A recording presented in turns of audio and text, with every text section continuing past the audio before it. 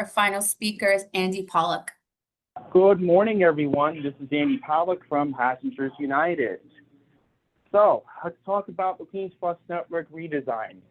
And you might have heard somebody saying earlier that it was so far a success. Well, not really, because from my experiences this summer, back in August, the old bus stop at Union Turnpike and 258th Street on the Q46, I saw an elderly gentleman waiting right by the Catholic school. And guess what? Obviously, because there was no proper notification that the bus stop was eliminated on June 29th, the elderly gentleman did not realize that he had to go to 260th Street. So this is clear-cut discrimination against disabled people and senior citizens, especially Queens has the most amount of people in any of the 5 boroughs that are 65 and older. And believe me, if it takes a federal lawsuit to get the bus stops reinstated, we can definitely do that, because this is a violation of the Civil Rights Act of 1964. So I'm just going to say this.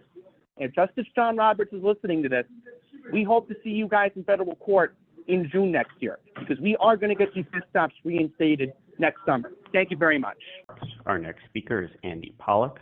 Good morning, everyone. This is Andy Pollock from Passengers United. So 2 things I'm going to say to wrap up the third quarter. Number 1, I just want to say that I'm glad that there was a Long Island Railroad strike averted, as President Rob Freed called on President Donald Trump to appoint an emergency board to prevent a strike that would have begun 2 weeks ago. However, there's still a threat of a strike if it's not reached in January, or it could be extended into May. So let's hope that the unions and the Long Island Railroad can budge together and work on a fair agreement, so that way no service is stopped sometime in 2026. And the second thing I want to mention is about the Ryder Cup. And all I want to say is that with the overcrowding that was expected, there was still not enough adequate service on the main line. And at some point this weekend, and I was seeing it on the train time app, some trains had over 1,000 people on them, which is very dangerous. What if somebody had a medical emergency?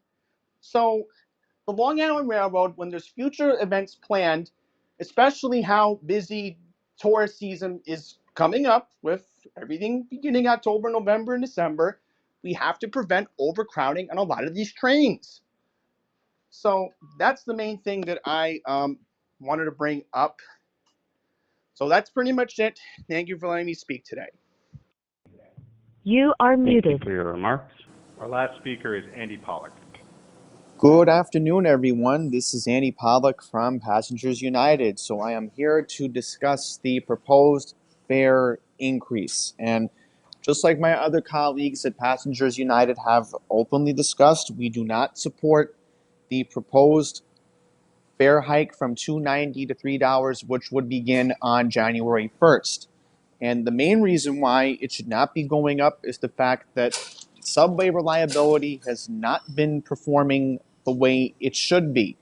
Just this morning, for an example, the A, B, C, D, 1, 2, and 3 trains were all delayed due to some sort of incident. And just for that, subway fares should not be going up from $2.90 to $3. So let's make that very clear, especially how it's been like that for a majority of the summer with constant subway problems. And to wrap up my remarks, I just want to also state for the record that we should not be eliminating the 7-day and the 30-day unlimited ride options. It's not fair for people who budget weekly for unlimited rides that you're taking away that option, which would begin on January 1st. What is the point of a 7-day omni cap? Who's really going to be capping a ride if they take multiple rides for $35? I mean, does that make any sense? So that's where I'm going to conclude my remarks, and thank you for letting me speak.